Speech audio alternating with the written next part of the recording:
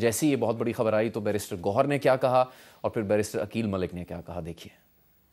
ये फौज का प्योरली एक अंदरूनी मामला है, हमारा उसके साथ कोई ताल्लुक नहीं सर। लेकिन चार्जशीट में बहुत संगीन इल्ज़ामात हैं और उसमें पॉलिटिकल एफिलिएशन का भी कहा गया। देखिए, जहाँ तक पॉलिटिकल एफिलिएशन का जिक्र किया गया, अगर कोई इसके साथ है तो वही होगा। देखिए, उसमें 9 मई की तरफ इशारा लोगों ने कहा, पर उसके बाद यही आया कि जो उसकी इन्वेस्टिगेशन हो रही है, इंडाइटमेंट और चार्जशीट जो हुआ उसके साथ कोई ताल्लुक नहीं पाकिस्तान तहरीक इंसाफ का। खान साहब तो खुद कहते थे कि ये एसेट हैं, मैं इनको किस तरह जो है इस पोस्ट से जो है हटा दूं।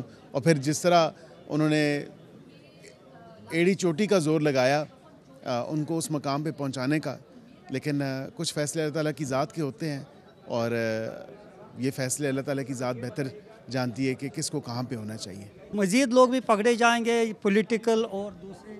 बिल्कुल, पॉलिटिकल या नॉन पॉलिटिकल या ए पॉलिटिकल, ये तमाम तर लोग जो हैं वो इसके ज़द में आएंगे। और वो इसलिए होगा क्योंकि इस तमाम तर जो एक नेफेरियस डिज़ाइन था जो 18 से पहले शुरू किया गया था, जो प्रोजेक्ट इमरान खान लॉन्च किया गया था, उसके साथ साथ जो जो एसोसिएटेड रहा है वेदर डायरेक्टली और इनडायरेक्टली, वो इस पूरे की जद में आएंगे।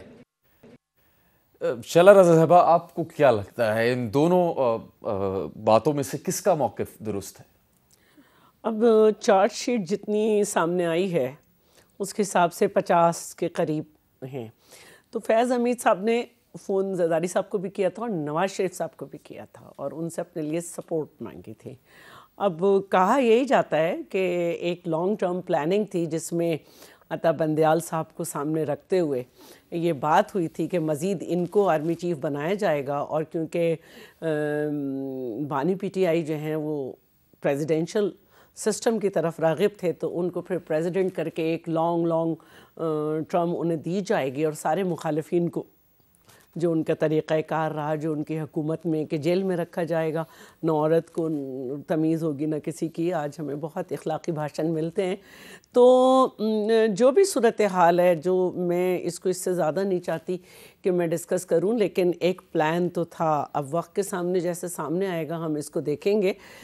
लेकिन जो मौजूदा सूरत हाल है उसमें मैं ये ज़रूर कहूँगी कि आज तो आने से पहले मुझे ये भी ख़बर मिली कि जी मुज़ाकरात के लिए तैयार हैं और इस बात से हट गए हैं कि 26वीं आईनी तरमीम को के लिए हम बात नहीं करेंगे और इसके लिए भी कि बानी पीटीआई को रिहा किया जाए।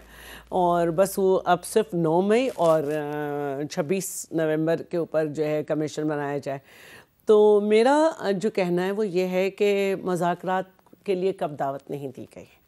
जब पीडीएम की हुकूमत थी या कौन सी थी, तो इलेक्शन की बात थी, तो शाह महमूद कुरैशी साहब वगैरह की टीम बनाई गई थी और ये इन्होंने बात शुरू की थी। तो शाह महमूद कुरैशी ने कहा कि हमने 80% अपना टारगेट अचीव कर लिया, लेकिन फिर वो सबुटैज हो गए थे।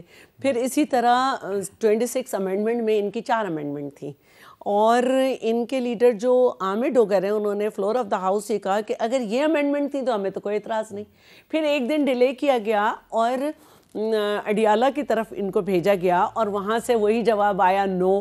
फिर भी ये चीफ़ जस्टिस की जो सिलेक्शन कमेटी थी उसमें जाना चाहते थे, लेकिन जो सेक्रेटरी जनरल की कमेटी में नहीं है उन सेक्रेटरी जनरल ने कहा नहीं। पता चला वो पॉलिटिकल सेक्रेटरी हैं, पॉलिटिकल पार्टी के सेक्रेटरी साहब कुछ हैं। फिर उसके बाद जुडिशल कमीशन में आ गए। फिर अभी आपने देखा कि 26 नवंबर से पहले बाकायदा बैरिस्टर सैफ को बुलाया गया हेली देके और बैरिस्टर गौहर को जो है वो मसरूफ़ किया गया कि भाई प्लीज़ खुदा के लिए आप कुछ करें। और वो अडियाला से आते और जाते रहे। उन्होंने इनको तो बेवकूफ़ बना दिया कि ओके संगजानी में बैठ जाओ, लेकिन जो लीड कर रहा था उससे कहा तुम अड़े रहना डी चौक की तरफ। तो सबुटैज कहाँ से हो रहा है मामला, इसको देखना चाहिए। जहाँ तक असेंबली की बात है तो देखें वहाँ पे चेयरमैन बिलावल की हिदायत पे पार्लिमानी कमेटी बनी है और कल हमने एडवाइज़री कमेटी में डिसाइड किया था कि पार्लिमानी कमेटी का भी इजलास बुलाया जाएगा और अपोजिशन को पूरा प्लेटफॉर्म दिया जाएगा कि वो बात करें। और हम असेंबली का तो फ्लोर नहीं बंद कर सकते ना असेंबली होते हुए कि हम बात न करने दें। तो उनके आने पे है, अब उन्होंने बात की है तो आगे बढ़ सकते हैं। अब आप आज देखें, ये कहते हैं कि कमीशन बनाया जाए, लेकिन बैरिस्टर गौहर जो कि चेयरमैन है वो स्पीच कर रहे हैं और वो कह रहे हैं अगर गोली चली है तो इस पे तहकीकात की जाएगी। तो अगर आप भी अगर पे हैं अच्छा, फिर जो है बैरिस्टर गौहर कहते हैं कि पंजाब से लोग इसलिए नहीं निकले कि 5,000 गिरफ्तार हैं। उमर अयूब कहते हैं हाँ जी पूरे 5,000 गिरफ्तार हैं। अब अगर 250 लोग जो हैं ज़ख्मी हैं तो आप कम अज़ कम इतना तो आइडेंटिफाई कर देना कि किसको आतिशी असला से जो है वो ज़ख्मी है, और आप उन ज़ख्मियों के नाम दे दें। ये सानिया कारसाज से बड़ा तो सानिया नहीं है ना। उन्होंने कहा कि ऐवान हमें पूरा मॉन्यूमेंट बनाया हुआ है जिसमें शोहदा के नाम लिखे हुए, पूरे पाकिस्तान के शोहदा जिनकी शनाख्त नहीं हो सकी, सोख्ता लाशें थीं, उनको घड़ी खुदा बख्श में दफन किया है मैं भुट्टो हूँ का कदबा लगा के। तो ये आज इतने दिन हो गए। उनके मौक़िफ़ में कुछ लचक तो नज़र आई है, उस पर हम बात करेंगे। लेकिन आपने शुरू में कहा कि जनरल रिटायर्ड फैज़ हमीद साहब ने नवाज शरीफ साहब और आसिफ जरदारी दोनों से रब्ता किया था। ताहिर खलील हिंदू साहब किया था रब्ता नवाज शरीफ साहब से? मेरे इल्म में नहीं है। शैला साहब फरमा रही हैं तो मैं इनको नेगेट तो नहीं कर सकता, मैं प्रोग्राम में थी तो कौसर काज़मी साहब ने बताया, और जो दूसरे मैंने और प्रोग्राम सुने तो उसमें मुझे पता चला कि उन्होंने जरदारी साहब से भी रब्ता किया था कि आप मुझे चीफ ऑफ आर्मी स्टाफ बनाएं, क्योंकि वो सबको मुख्तलिफ राग दे रहे थे।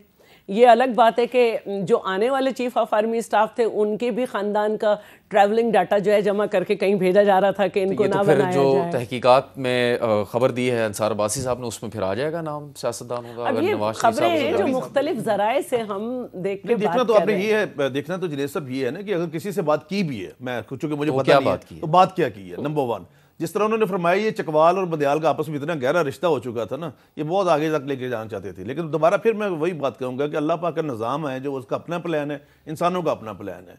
अदरवाइज दूसरा जो अभी मेहर भाई फरमा रहे थे, देयर आर 4 स्टेजेस। ये पुलिस वाला चक्कर नहीं है कि पहले बंदे को पकड़ो, उसको मारो, व्हाट्सएवर जो भी करो, नहीं। यहाँ पे पहले इन्वेस्टिगेशन होती है, एविडेंस ढूंढी जाती है, उसके बाद जाके दूसरा उसका जो होता है चालान बनता है व्हाट्सएवर, उसके बाद चार्ज फ्रेम होता है, उसके बाद जो इनका एडवोकेट होता है अपना फौज का, उसके पास जाता है और उसके बाद फिर ट्रायल शुरू होता है। आप एक बात बताएं कि इतने व्लॉग्स होते हैं कि उनमें हमें मुख्तलिफ खबरें मिल रही हैं, तो मैं जो भी बात कर रही हूँ उसकी बुनियाद पे मैं तो इसके किताब के बारे में तो नजर आ रहा है आपके तरफ से ना भी आए, लेकिन बैरिस्टर अकील के चेहरे पे एक मुस्कुराहट भी थी। बज़ाहिर मुस्लिम लीग नून थोड़ा खुश नजर आ रही है कि फैज़ हमीद के खिलाफ कार्रवाई हो रही है, आगे बढ़ रही है, तो मुस्लिम लीग नून को इससे क्या मिलेगा? क्या वो ये समझ के कर रही है कि इमरान खान साहब को इससे नुकसान पहुंचेगा? नहीं, अगर किसी ने भी जुर्म किया, किसी ने भी किया, कोई भी हो, मैं ज़ाती तौर पे एज ए सेनेटर भी और एज ए मियां नवाज शरीफ का एक अदना वर्कर होते हुए भी कहूँगा, अगर किसी ने भी जुर्म किया तो सजा उसको मिलनी चाहिए डेफिनेट। लेकिन किसी बेगुनाह को नहीं। आप देखना ये पड़ेगा असल में होता क्या, तरीका कार क्या है कि अगर ये खान साहब का केस आता है तो ये सबसे पहले जाएगा, बैरिस्टर उमर मेरे साथ मेरा एग्री करेंगे, सिविलियन कोर्ट में।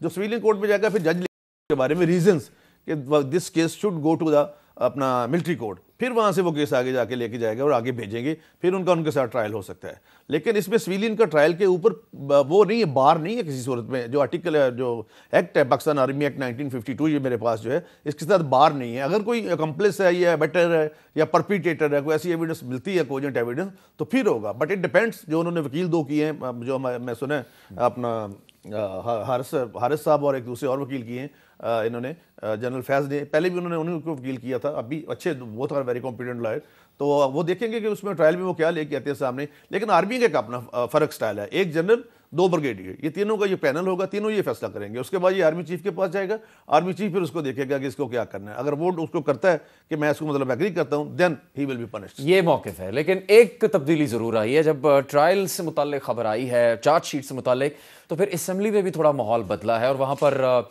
ये मुतालबा किया गया है कि किस तरह से कमीशन बनाया जा सकता है, किस तरह से ऐवान तहरीक इंसाफ के मुतालबात पर उनको इंसाफ दे सकता है।